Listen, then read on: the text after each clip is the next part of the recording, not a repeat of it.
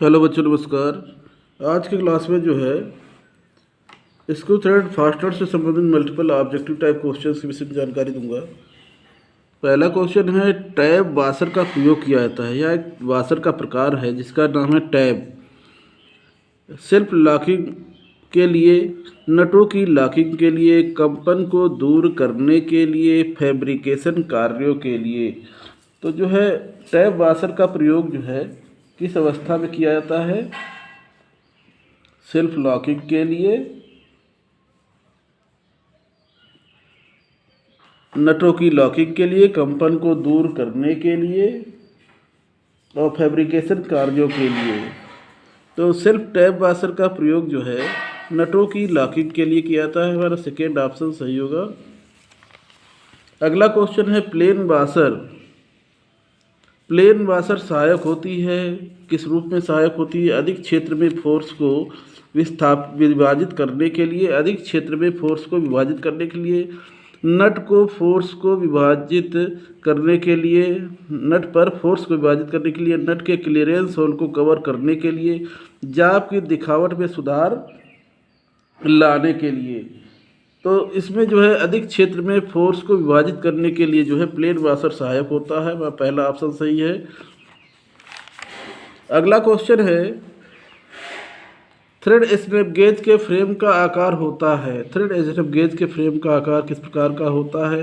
गोल होता है, स्क्वायर होता है, वाई टाइप होता है या सी टाइप होता है? थ्रेड स्नैप गेज का जो है फ्रेम का आकार जो है सी टाइप का होता है। यह हमारा चौथा ऑप्शन सही होगा। अगला क्वेश्चन है, थ्रेड स्नैप गेज के 9 गो सिरे में थ्रेड का आकार होता है।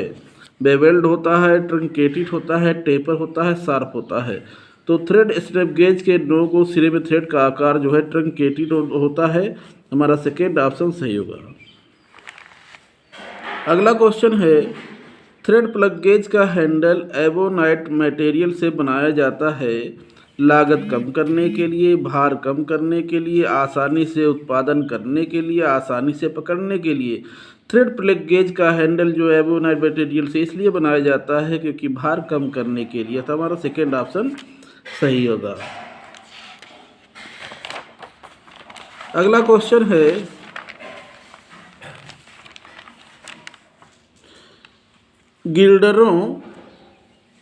गिल्डरों और भारी बनावट संबंधी कार्यों के लिए निम्नलिखित में से किस रिवेट का प्रयोग किया जाता है? हैवी कार्यों के लिए, हैवी संबंधी कार्यों के लिए जो है और गिल्डरों के लिए किस प्रकार के रिवेट का प्रयोग किया जाता है?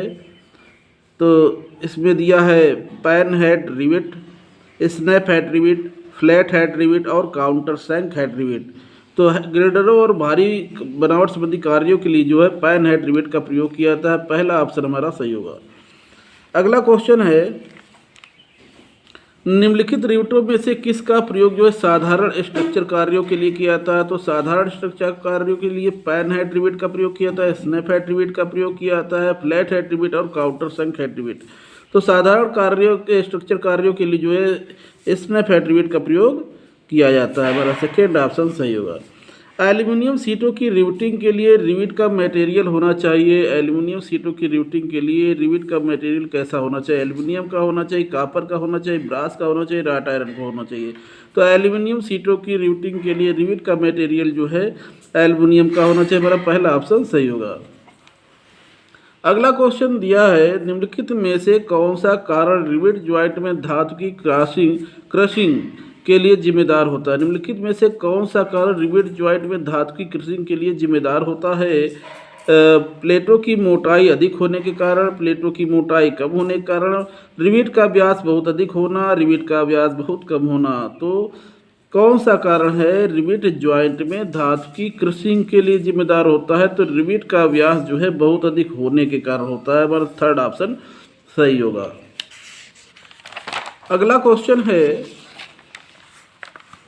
निम्नलिखित में से कौन सा कारण रिवेट ज्वाइंट में रिवेट की शियरिंग के लिए जिम्मेदार होता है?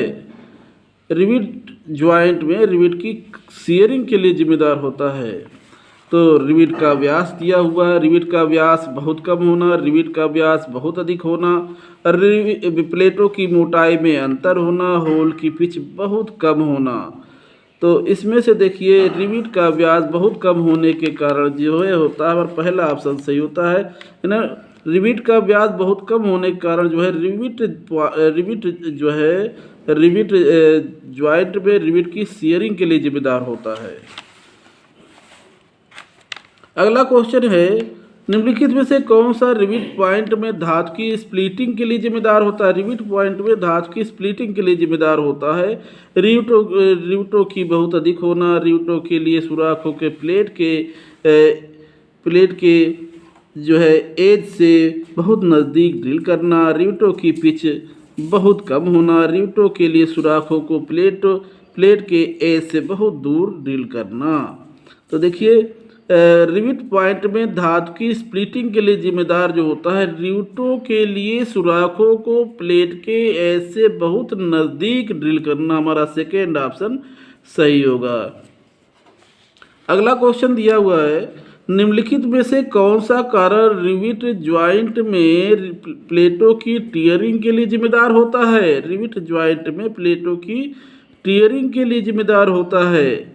तो इसमें रिविट का व्यास बहुत अधिक होना, रिविट के लिए सुराखों को बहुत नज़दीक ड्रिल करना, रिविट के लिए सुराखों को प्लेटों के एज से बहुत नज़दीक ड्रिल करना, और रिविटों के लिए सुराखों को प्लेटों के कटिंग एजों से बहुत दूर ड्रिल करना।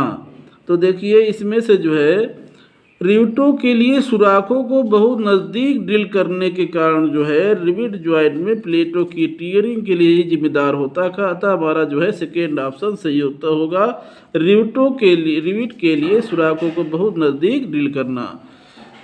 तो बच्चों आज के लिए बस इतना ही, अगली क्लास में जो है इससे संबंधित अन्य जानकारी दूंगा। सो थैंक यू, नमस्कार।